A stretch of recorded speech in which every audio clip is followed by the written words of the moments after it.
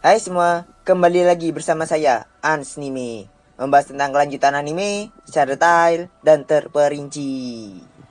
Oke, di video sebelumnya, Izayui dan Asuka telah mendapatkan 3 gift baru yang diberikan langsung oleh Salah. Gift-gift itu memiliki kemampuan.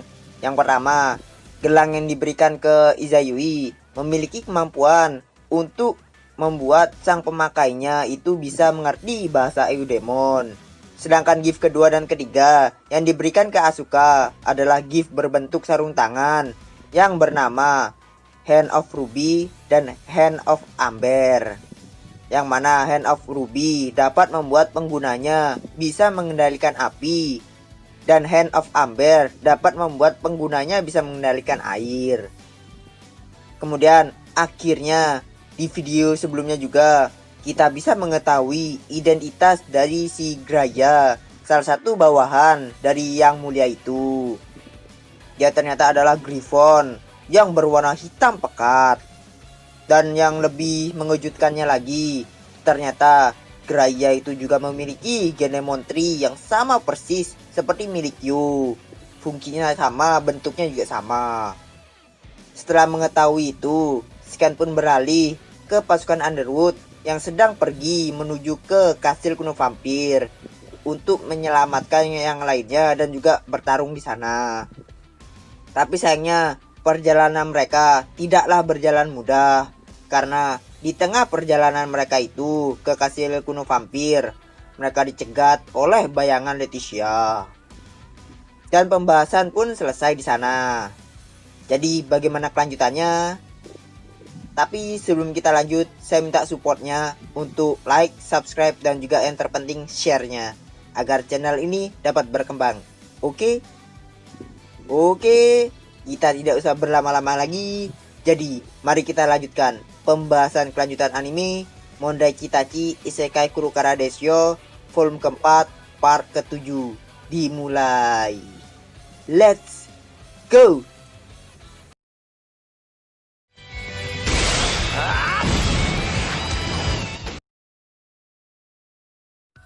Di hadapan bayangan Leticia, semua pasukan Underwood hanya bisa terdiam, tidak bergerak sedikit pun karena tekanan yang diberikan bayangan Leticia. Bahkan Salah yang sebagai ketua pasukan, dia hanya bisa terdiam membeku karena tekanan itu. Di saat Salah terdiam itu, Salah itu tiba-tiba dikagetkan dengan muncratan darah yang mengenai dadanya. Dan darah itu adalah darah milik Izayui. Ini semua disebabkan karena di saat Salah bengong tadi itu, bayangan Leticia itu melancarkan sebuah serangan, yaitu tombak bayangan yang mengarah langsung ke arah dada Salah. Dan sebelum serangan itu mengenai Salah, Izayui itu sudah melompat dari punggung Grey tepat di depan Salah dan menepis tombak itu menggunakan tangan kirinya, yang menyebabkan tangan kirinya saat ini itu terluka. Sambil menahan rasa sakit di tangan kirinya itu, Izayui berteriak kepada semua pasukan Underwood untuk pergi dari situ. Berkat teriakan dari Izayui itu, pasukan Underwood akhirnya sadar dari bengongnya, dan mereka pun langsung kabur terbirit-birit. Dan tentu saja, bayangan Leticia itu tidak tinggal diam melihat musuhnya itu kabur. Mata merahnya mengunci sang makhluk yang kabur, dan setelah itu, bayangan Leticia meluncurkan ratusan tombak bayangan lagi ke arah mereka semua. Saking banyaknya, bahkan Izayui sekalipun dia tidak akan bisa menahan ratusan tombak ini dengan keadaan yang baik-baik saja. Demi bisa menahan serangan ratusan tombak itu, Izayui meminta kepada Salah untuk diberikan dia itu sebuah senjata untuk menepis semua serangan tombak itu. Salah pun menuruti permintaan Izayui itu. Sambil menopang Izayui yang sedang terluka, Salah mengeluarkan gift cardnya dan mulai mengeluarkan sebuah trisula dari gift cardnya itu. Setelah itu Salah langsung memberikan trisula itu kepada Izayui. Izayui yang sudah mendapatkan trisula itu, Izayui langsung kembali ke punggung Grey. Karena tangan kirinya saat ini tidak bisa bergerak, Izayui pun mempercayai kendali atau menghindar kepada Grey. Ratusan tombak bayangan yang tadi diluncurkan pun sudah mulai mendekati mereka. Izayui menepis setiap tombak bayangan yang menghampiri dengan satu tangan kanannya yang saat ini sedang memegang trisula. Izayui sudah menghancurkan banyak tombak bayangan yang bahkan kecepatannya itu 5 kali lebih cepat daripada serangan yang awal. Sedangkan salah karena dia tidak bisa menghindari tombak bayangan itu karena saking cepatnya. Salah mengeluarkan sebuah dinding api untuk mengubah jalur tombak bayangan itu. Setelah ratusan tombak itu berhasil ditepis oleh Izayui, Izayui melirik ke arah kastil yang dilindungi oleh bayangan Leticia itu sambil berpikir tentang situasi saat ini. Kenapa ini bisa terjadi? Bukannya ini masih masa gencatan senjata? Kenapa Hostmaster atau Leticia itu melancarkan serangan pada masa ini? Izayui hanya bisa menduga kalau ini mungkin saja sebuah trap yang sudah disiapkan di kastil itu, atau sebuah gift pertahanan gitu. Izayui bertanya kepada Salah tentang tombak bayangan yang diluncurkan Leticia tadi. Apakah Salah tahu atau tidak? Salah pun menjawab kalau tombak-tombak itu mirip seperti tanduk naga dari leluhur Salamandra. Naga terkuat dari para naga, Raja Naga Lautan dan Bintang. Sisa-sisa peninggalan dari naga murni itu bisa digunakan sebagai gift yang kuat. Contohnya itu adalah tanduk Sandora. Dan sisa-sisa dari naga murni itu setara dengan peninggalan suci dari agama Buddha. Jadi tombak-tombak itu, tombak milik Leticia itu, menurut Salah itu mirip seperti tanduk dari Sandora itu, tanduk naga Sandora. Setelah mendengar itu, Izayui pun mengangguk mengerti sambil mulai berpikir lagi. Izayui pernah mendengar dari Asuka kalau Leticia itu bisa mengontrol bayangan naga yang mana bayangan naga itu bisa membuat bunsinnya Leticia. Tapi walaupun begitu, itu masih belum bisa menjelaskan semua ini. Karena jika bayangan itu mengambil wujud Leticia yang Izayui ketahui, atau Leticia yang dulu, maka kekuatannya itu pasti akan sama seperti Leticia. Dan jika bayangan itu mengambil kekuatan Leticia yang Izayui tahu atau Leticia yang dulu, maka walaupun Izayui sudah ngasih pur kepada Leticia, Izayui itu masih bisa menahan semua serangannya itu dengan mudah sekali. Tapi beda halnya dengan sekarang, kok bisa tiba-tiba kuat gitu. Bahkan Izayui itu tidak bisa menahannya, bahkan sampai dia terluka gitu. Jadi kemungkinan terbesar yang Izayui pikirkan adalah kekuatan suci Leticia yang dulunya diambil oleh Demon Lord telah kembali lagi kepada Leticia. Dan jika itu benar, maka alasan musuh menculik Leticia dan alasan mereka melepaskan segel Leticia sebagai wewenang Game Master atau membuat Leticia itu menjadi Demon Lord lagi, karena identitas dari aliansi Demon Lord ini yang merancang semua kejadian ini adalah Demon Lord misterius yang sama yang menghancurkan Nunim dulu. Setelah mendapatkan kesimpulan itu, Izayui menjadi sangat bersemangat sekali untuk bertarung. Saking bersemangatnya, Izayui itu mulai ketawa sendiri dengan ekspresi wajah yang jahat. Kemudian Izayui mengusir Salah dan pasukannya untuk kembali ke bawah dengan alasan mereka itu semuanya beban. Tentu saja Izayui mengatakan itu karena ya memang beban. Tapi awalnya Salah itu menolak perintah dari Izayui itu, karena Salah itu udah janji kepada Asuka dan Kurosagi untuk menyelamatkan Yu. Jadi Salah itu nggak mau mundur.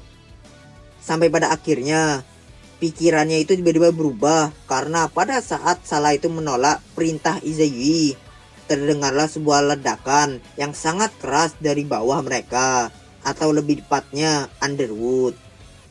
Tentara besar para Titan ternyata juga telah menyerbu atau menyerang Underwood pada saat ini juga.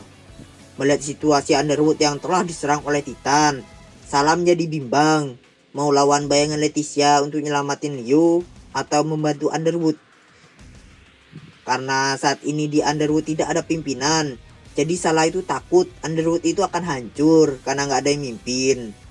Dan dengan berat hati, Salah pun menerima perintah dari Izayui dan menyuruh yang lainnya itu untuk mundur ke Underwood. Dan hanya tersisa Grey dan Izayui saja. Setelah kepergian Salah dan pasukannya itu, Izayu menyobek bajunya untuk mengikat bahu kirinya untuk menghentikan pendarahan karena tertusuk tombak tadi. Sebelum Izayu mulai maju, Izayu memberitahu kepada Grey tentang rencana yang dia buat. Izayu menyuruh Grey untuk tetap maju aja hingga ke kastil kuno vampir tanpa memikirkan apapun tentang menyerang. Karena bagian yang menyerang dan menepis serangan Leticia, Izayu yang akan urus. Izayu melakukan ini karena Izayu itu ingin membandingkan kelincahan Leticia yang telah mendapatkan kekuatan suci dan kelincahan dari Grey. Grey pun menuruti perintah dari Izayu, dan pertarungan Izayu melawan bayangan Leticia pun dimulai. Pertempuran ini dimulai dengan serangan angin puyuh dari Grey untuk menghalangi pandangan bayangan Leticia terhadap Grey dan Izayu. Setelah itu dengan gerakan yang sangat cepat, Grey itu melesat meluncur ke arah bayangan Leticia. Tentu saja bayangan Leticia tidak tinggal diam. Setelah melihat angin puyuh dari Grey, bayangan Leticia itu langsung bersiap untuk menyambut serangan dari Grey dan Izayu. Dan terjadilah sebuah benturan kedua belah pihak yang sangat dahsyat, yang sampai langit di Underwood itu bergema dengan suara adu senjata pedang logam. Yang mana bayangan Leticia itu menepis serangan Izayu dan Grey yang meluncur ke arahnya dengan sangat cepat. Dan kita beralih ke Underwood. Serangan dadakan dari para Titan saat ini membuat semua orang Underwood sangat terkejut. Karena kata Salah, para Titan tidak akan bisa menyerang Underwood dalam waktu dekat, karena mereka berada jauh dari atas bukit. Tapi nyatanya para Titan itu malah tiba-tiba muncul dan mulai menyerang Underwood lagi, seperti berteleportasi gitu. Para penjaga yang melihat serangan para Titan itu, dengan cepat mereka kembali ke kota dan meniup sebuah peluit untuk memberitahukan kepada yang lainnya kalau Titan telah menyerang. Ketua Twing, si Hippogriff yang sok-sok kuat kemarin itu, mendengar suara peluit itu, dia benar-benar sangat kebingungan. Kenapa bisa Titan menyerang dengan sangat cepat? Sedangkan di sisi No-Name, setelah mendengar suara peluit itu, seluruh anggota No-Name langsung berkumpul untuk memulai diskusi untuk membuat sebuah rencana menghadapi serangan Titan ini. Termasuk juga Pes yang baru saja Jin keluarkan tepat setelah mendengar suara peluit itu dari cincin Pied Piper-nya. Di sini anggota No-Name itu lebih mendiskusikan tentang cara menangkal atau menghancurkan The Death of Balor yang dicuri oleh musuh, ketimbang membuat rencana dalam mengalahkan Titan. Karena Gift itu memang OP. Bahkan saking OP-nya itu, Pes itu yang sejatinya itu Demon Lord aja, setelah mendengar musuh itu punya The Death of Balor, saat diskusi ini, dia itu sangat panik sekali. Yang mana kekuatannya itu, The Death of Balor itu sama seperti sinar Medusa atau tatapan Medusa. Yang mana kalau tatapan Medusa atau sinar Medusa itu tuh sekali tatap bisa membuat orang itu menjadi batu. Sedangkan kalau mata Demon Lord Balor atau The Death of Balor ini, kalau sudah aktif, sinar yang dipancarkan mata ini akan membuat semua orang yang terkena sinarnya itu akan langsung mati secara instan. Jadi kalau Medusa itu jadi batu, kalau Balor ini langsung mati. Siapa yang gak takut gitu? Jadi anggota No-Name saat ini lebih fokus berdiskusi untuk menghancurkan The Death of Balor itu. Dan kenapa No-Name tidak fokus untuk berdiskusi tentang cara melawan Titan? Karena di sisi mereka itu sudah ada Pes, si anti Titan. Jadi anggota No-Name itu masih bisa sedikit tenang tentang Titan lah pokoknya. Jin ini mengusulkan untuk mengikuti kisah atau legenda kekalahan Demon Lord of Balor untuk menghancurkan The Death of Balor itu. Yang di kisahnya atau legendanya itu, Jin itu menjelaskan kalau Demon Lord Balor itu kalah karena matanya tertusuk oleh tombak suci Brionac dari Dewa Celtic. Jadi Jin itu membuat rencana yang mana Asuka berserta Dinnya dan Pes akan mengacak-acak pasukan Titan sampai pasukan Titan itu terpojok dan mereka mengeluarkan The Death of Balor mereka.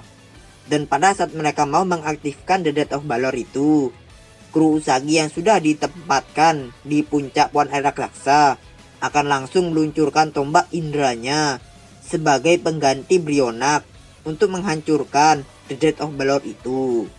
Ya, model-modelnya itu sama seperti yang di episode terakhirnya itu di animenya itulah pokoknya.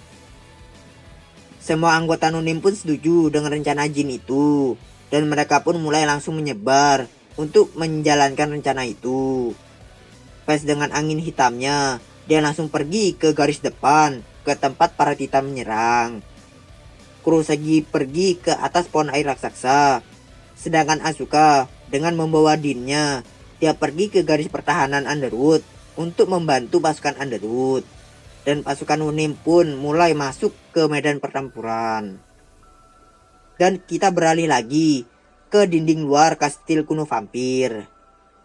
Yu dan yang lainnya saat ini sedang berkumpul di tepi sebuah air mancur yang sudah rusak setelah selesai menyelidiki ke 12 sektor yang ada di sana. Yu duduk di pojok air mancur itu dan mulai bertanya kepada yang lainnya tentang apa yang mereka dapatkan saat menyelidiki ke-12 sektor itu. Pertama, Yu bertanya kepada Jack. Jack melapor kalau dia tidak menemukan apapun kecuali simbol-simbol 12 zodiak di setiap tembok yang ada di setiap sektor. Ya seperti simbol Libra, Scorpio, Sagittarius, dan seterusnya gitu. Kemudian setelah Jack, Yu bertanya kepada Ayesa dan juga Kirino apa yang dia dapatkan. Dan pada saat giliran mereka itu, mereka berdua dengan bangganya bilang ke Yu kalau mereka telah menemukan pecahan bagian dari ke-12 zodiak dan juga 14 pecahan lainnya yang mereka berdua temukan dan mereka bawa menggunakan karung. Mengetahui itu, Yu dan Garol pun kagum karena hasil yang mereka berdua dapatkan itu. Yu dan Garol mengambil semua pecahan itu untuk mereka periksa satu persatu.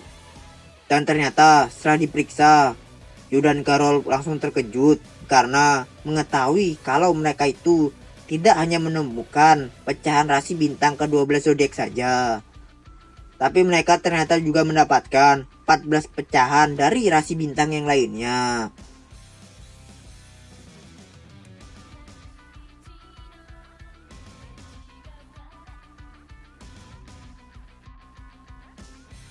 Yu dan Garol jadi benar-benar bingung dan gelisah gitu. Mereka khawatir kalau beberapa pecahan yang bukan dari ke-12 zodiak itu adalah sebuah tipuan dari musuh. Garol ini benar-benar panik. Bahkan Garol sampai nggak tahu harus ngomong apa kepada yang lainnya atau ngasih info apa kepada yang lainnya. Sedangkan Yu, dia itu masih ragu tentang 14 pecahan lainnya itu. Dia membolak-balik pecahan yang dia pegang saat ini dengan kedua tangannya sambil berpikir dengan sangat keras. Apakah pecah-pecahan ini penting? Apakah ini salah satu dari teka-teki? Atau apakah ini termasuk jebakan musuh? Yu berpikir dengan sangat keras pertanyaan-pertanyaan itu. Kemudian Yu bertanya kepada Kirino di mana mereka mendapatkan semua pecahan itu. Kirino menjawab kalau mereka menemukan ke-12 pecahan zodiak di sebuah kuil yang besar, sedangkan yang ke-14 lainnya di sebuah reruntuhan. Setelah mengetahui itu, Yu pun berpikir lagi. Di dalam otak Yu, saat ini dia mulai mengingat tentang kata kunci dari penyelesaian game yang dia temukan waktu itu atau di video sebelumnya. Zodiak, 12 zodiak, satelit yang dibuat dewa, lintas matahari, pembagian bujur langit, kepingan rusak dari rasi bintang. Dan secara tiba-tiba, setelah mengingat di bagian kepingan rusak, dia mendapatkan sebuah pikiran atau hidayah gitu. Mungkin saja semua pecahan ini adalah sebuah puzzle.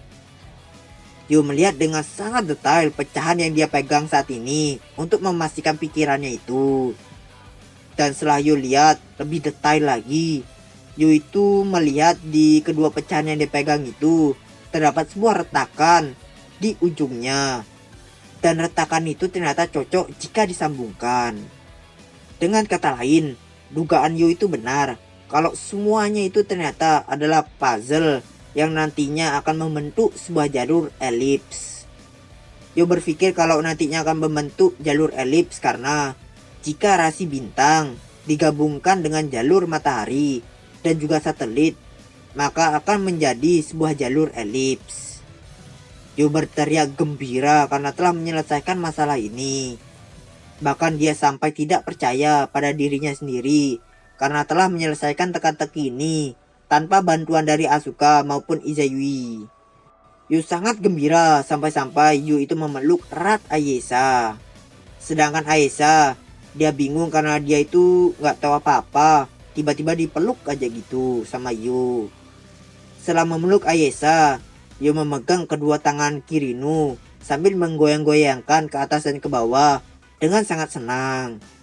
Yu memuji ke mereka berdua karena berkat mereka berdua yang telah menemukan semua pecahan itu, Yu akhirnya bisa menyelamatkan Leticia dan menyelesaikan game ini. Dan kita balik lagi ke Underwood. Di puncak pohon air raksasa, tempat Kurosagi berada sekarang. Di puncak pohon air raksasa, Kurosagi bisa melihat seluruh medan pertempuran dengan sangat jelas. Seperti yang dibilang tadi, Kurosagi saat ini di puncak pohon air raksasa untuk mengamati pergerakan musuh dan bersiap untuk melancarkan serangan kepada musuh yang akan mengaktifkan The Death of Balor. Di puncak pohon air raksasa itu juga, Kurosagi merasa yakin kalau musuh tidak akan bisa menemukannya. Walaupun musuh telah menemukannya, musuh akan butuh waktu yang sangat lama untuk memanjat. Jadi pada intinya, ini adalah tempat yang paling bagus atau aman untuk Kurosagi. Dan di saat Kurosagi sedang mengamati situasi, Kurosagi tiba-tiba mendengar suara teriakan gadis hentai yang tidak lama kemudian gadis itu langsung menabrak Kurosagi dari belakangnya yang mengakibatkan Kurosagi dan gadis itu terjatuh ke bawah. Berkat dahan pohon air raksasa, Kurosagi dan gadis itu pun tidak jatuh terlalu jauh dari tempat awal Kurosagi berada tadi atau dari puncak. Kurosagi sangat marah karena orang yang bisa melakukan ini hanyalah Shiruyasa saja seorang. Lompat ke arah Kurosagi sambil teriak dan akhirnya jatuh bareng. Jadi Kurosagi sangat yakin gadis yang menabraknya ini sekarang ini adalah Shiruyasa. Kurosagi pun berbalik untuk memarahi Shiruyasa yang datang-datang bukannya bantuin, malah ke Kurosagi. Dan itulah niat Kurosagi awalnya. Tapi setelah berbalik dan melihat gadis itu, ternyata gadis itu bukanlah Shiruyasa, tapi gadis yang tidak dikenal atau Rin. Di sini Kurosagi nggak tahu ya kalau siapa itu Rin. Jadi kadang saya ntar bilang gadis ya. Oke lanjut. Jadi Kurosagi itu bingung siapa nih anak. Bahkan saking bingungnya, Kurosagi itu sampai bengong untuk beberapa saat. Hingga Kurosagi itu tiba-tiba merasakan kalau ada sepasang tangan yang sedang menggripi-gripi opainya. Dan itu adalah tangan Rin. Ya sontak setelah merasakan itu, rambut Kurosagi pun langsung berubah menjadi merah. Dan dia mengangkat tangan Rin dan melemparkannya ke atas. Rin yang terlempar ke atas dengan santainya, dia berputar di udara dan mendarat di puncak pohon air raksasa dengan aman.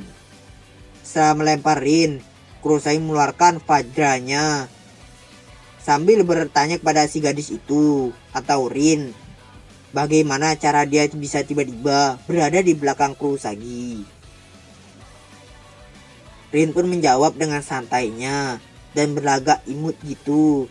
Rin menjawab kalau dia itu cuma deketin aja, ya mau gimana? Aku deketin aja kok, gitu. Kemudian Kurosagi pun bertanya lagi kepada gadis itu dengan serius, apakah kau musuh? Dan sekali lagi dengan santuinya, Rin tuh menjawab iya, ditambah senyuman yang indah gitu. Setelah mendengar itu, dengan sekejap petir langsung mengelilingi pohon air raksasa. Vajra replika milik Kurosagi mulai bersinar terang. Dengan memegang tombak petir Vajra itu, Kurosagi mengambil ancang-ancang dan tanpa ragu, Kurosagi langsung melemparkan tombak vajranya itu ke arah Rin. Gelombang panas dari percikan api yang dia keluarkan dari tombak petirnya itu bahkan sampai membuat daun-daun yang ada di sekitarnya itu kebakaran dan mengakibatkan sebagian dari pohon air raksasa itu menjadi kebakaran atau menjadi lautan api. Kurosagi tiba-tiba melakukan itu karena Rin itu musuh dan juga Rin itu tiba-tiba bisa muncul di belakangnya tanpa Kurosagi sadari. Jadi Kurosagi itu merasa kalau Rin itu bukanlah Kroco, tapi orang yang kuat, jadinya harus segera dilenyapkan. Dengan lemparan yang bahkan sampai membuat pohon air raksasa kebakaran, Kurosagi sangat yakin jika gadis itu atau Rin itu sudah kalah. Dan Kurosagi pun berbalik dan berniat untuk pergi dari situ. Tapi sayangnya, setelah Kurosagi berbalik, dia mendengar suara Rin yang terdengar masih baik-baik saja. Kurosagi pun kaget. Dia pun langsung menoleh ke belakang untuk melihat keadaan Rin. Tapi tepat pada saat Kurosagi itu menoleh ke belakang, tiba-tiba sudah ada 8 belati yang meluncur ke arahnya dengan sangat cepat. Tapi untungnya dengan sigap Kurosagi itu berhasil menghindari ke-8 belati itu. Dan Kurosagi pun melihat kalau Rin itu masih baik-baik saja, nggak luka, dan malah melemparkan belati kayak tadi itu. Kurosagi di sini benar-benar sangat terkejut menghadapi musuh yang tidak diketahui kekuatannya dan dapat dengan mudah menghindari tombak vajranya. Kurosagi merasakan keringat dingin di punggungnya. Sebaliknya, Rin malah bersemangat dan kagum dengan tombak yang dilemparkan oleh Kurosagi. Dan Rin itu juga malah memuji Kurosagi gitu, karena Kurosagi dapat menghindari belati-belatinya dengan mudah tanpa ada goresan. Rin yang awalnya meremehkan Kurosagi, setelah melihat ini, dia jadi tidak meremehkan Kurosagi lagi, tapi merasa iri gitu, entah iri kenapa. Lalu Kurosagi pun bertanya kepada Rin, trik apa yang kau lakukan untuk menghindari tombak vajranya Kurosagi? Rin lagi-lagi dengan santainya gitu dan jawab kalau itu rahasia. Tapi jika Kurosagi bisa menebaknya, maka Rin akan memberitahukannya. Mendengar itu Kurosagi langsung melompat mundur untuk menjaga jarak di antara mereka berdua. Karena Kurosagi sama sekali tidak tahu kekuatan atau gift apa yang dimiliki gadis itu atau Rin. Tapi Rin hanya menanggapinya dengan senyuman ala-ala penjahat gitu. Setelah melihat Kurosagi menjaga jarak, Rin mulai mengatakan niatnya dengan sangat jelas kepada Kurosagi. Misiku hanyalah untuk menghentikan Kurosagi menembak jatuh The Death of Balor. Pengakuan Rin terdengar sangat jelas di telinga Kurosagi. Tapi bukan hanya itu saja. Pada saat itu juga, Kurosagi itu juga merasakan sebuah gemuruh di daerah dataran atau di bawah, di tenggara, yang seperti suara cacing yang berukuran besar sedang menggeliat keluar gitu. Kurosagi kenal dengan perasaan ini, tapi dia lupa. Dan Kurosagi pun ingat kalau perasaan ini adalah tanda-tanda kedatangan Demon Lord Balor. Rin pun membenarkan tebakan Kurosagi itu. Rin juga memberitahu kepada Kurosagi tentang bagaimana dia itu bisa membangkitkan si Demon Lord Balor ini. Dan itu dengan gift Grimoire Book of Invention. Sontak dengan seketika wajah Kurosagi menjadi pucat. Ya gimana gak pucat?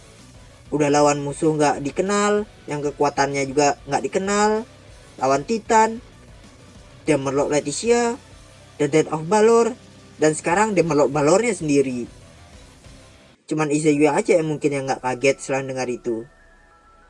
Mengetahui Demon Lord Balor akan dibangkitkan lagi, menggunakan telinga kelincinya, dan mengawasi sekitar, Kurosagi mencoba mencari orang yang ingin membangkitkan Demon Lord Balor itu di sisi musuh. Karena pembangkitan itu pasti memakai ritual dan juga memakan waktu. Jadi Kurosagi itu berpikir dia itu harus segera mencari orang yang melakukan ritual itu dan menghentikannya. Dan Kurosagi pun menemukannya. Seorang wanita dengan jubah panjang yang sedang melakukan ritual pemanggilan. Dan itu adalah aura. Dan tentu saja Kurosagi nggak tahu kalau itu aura. Kita aja yang tahu kalau itu aura. Jadi musuh ini memiliki rencana yang mana para Titan itu akan menyerbu pasukan Underwood untuk membuat mereka itu sibuk. Dan selagi Titan itu sedang menyibukkan para pasukan Underwood, Aura akan mengaktifkan Demon Lord of Balor atau membangkitkan Demon Lord of Balor dan juga The Death of Balor. Sementara itu, Rin akan melindungi Aura yang sedang melakukan ritual. Ya secara kasarnya gitulah. Kurosagi pun tentu saja langsung bergerak dengan cepat berlari ke wanita itu atau Aura untuk menggagalkan ritual pemanggilan Demon Lord Balor. Tapi sayangnya Rin juga tidak membiarkan Kurosagi kabur. Tanpa Kurosagi ketahui bagaimana caranya, Rin itu tiba-tiba aja sudah ada di sebelahnya. Entah Rin itu berlari mengejar Kurosagi atau apalah gitu. Pokoknya itu dia itu tiba-tiba udah ada di sampingnya Kurosagi. Setelah berhasil berada di sampingnya Kurosagi, Rin itu langsung melemparkan belatinya lagi ke Kurosagi untuk menghentikan Kurosagi. Kurosagi langsung berhenti dari larinya dan melompat ke samping dan berhasil menghindari belatinya Rin. Setelah berhasil menghindari itu, Kurosagi melompat dengan sekuat tenaga agar Rin itu tidak bisa mengejarnya. Tapi sama seperti tadi, lagi-lagi saat ini Rin itu tiba-tiba berada di hadapan Kurosagi dan menghadang Kurosagi. Tanpa Kurosagi ketahui bagaimana dia itu bisa di hadapannya. Tapi Kurosagi tidak menyerah. Melihat Rin yang menghalangnya, Kurosagi melompat ke samping, mencoba untuk memutar ke sekitar untuk menghambat pergerakan Rin. Tapi sayangnya usaha Kurosagi itu tidak berjalan mulus.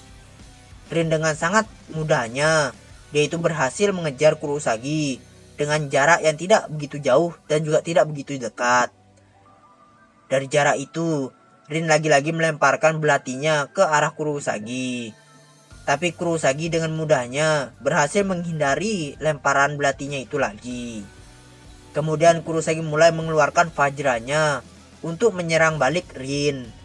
Dari kejauhan, Kurosagi pun melemparkan Vajranya itu tepat ke arah Rin. Dan sama seperti di awal, Rin itu juga dapat dengan mudah menghindari lemparan tombak Vajra milik Kurosagi. Dan kejadian itu terus terulang hingga 5 kali. Kurosagi merasa kalau ini tidak akan baik kalau terus berlanjut. Maka dari itu, Kurosagi memutuskan untuk mengeluarkan gift sucinya dan membunuh Rin. Kurosagi berhenti dari larinya dan mulai berdoa sambil mengangkat Vajranya itu tinggi-tinggi. Rambutnya berubah menjadi merah teratai yang bersinar, yang tampak terlihat seperti terbakar gitu. Petir biru yang mengelilingi Vajranya secara bertahap ikut juga berubah menjadi petir merah yang diselimuti oleh api. Dan dengan genggaman yang sangat erat, Kurosagi mulai meluncurkan Vajranya itu ke arah Rin. Gift suci ini adalah gift yang hanya bisa digunakan sekali sehari. Tapi sebagai gantinya, gift ini dapat menghancurkan daratan atau tanah dan membakar seluruh makhluk hidup. Tombak itu membuat sebuah gelombang yang sangat besar atau ledakan yang sangat besar di area tempat Rin berada. Dan menyebabkan awan berdebu mengelilingi tempat itu.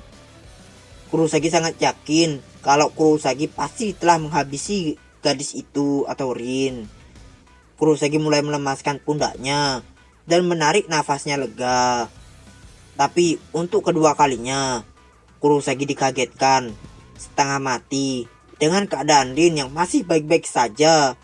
Bahkan tanpa ada luka sedikit pun, padahal di sekelilingnya itu sudah hancur gitu.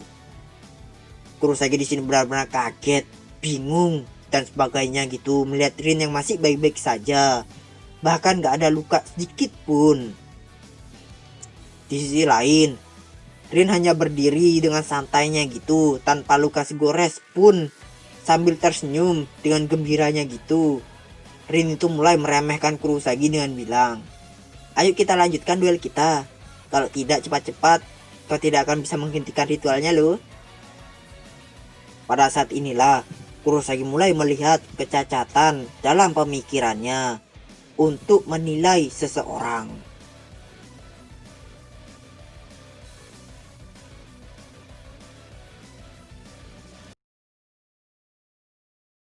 Oke, terima kasih karena telah menonton video saya. Jika ada salah kata atau informasi, mohon dimaafkan. Dan jangan lupa di supportnya juga ya channel ini. Oke, sekian dulu dari saya. Saya pamit undur diri dulu. See you next video and